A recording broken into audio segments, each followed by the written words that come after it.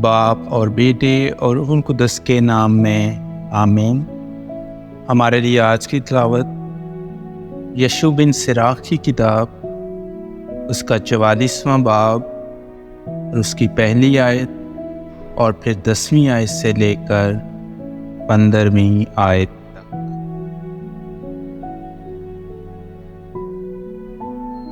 آؤ ہم پشت پشت کے مطابق ان دیندار اشخاص یعنی اپنے اجداد کی تعریف کریں۔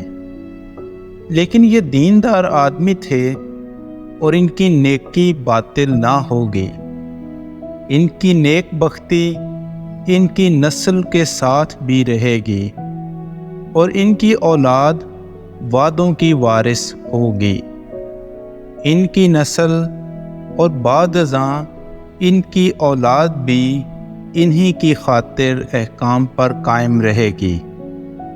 ان کی نسل ابد تک ہمیشہ قائم رہے گی اور ان کی عزت نہ مٹے گی۔ ان کے جسم سلامتی سے دفن کیے گئے ہیں اور ان کے نام پشتوں کے آخر تک زندہ رہیں گے۔ امتیں ان کی دانش کا ذکر کرتی رہیں گی اور جماعت ان کی تعریف کرتی رہے گی۔ پاک کلام کے پڑھے اور سنے جانے پر خدا کی برکت ہو۔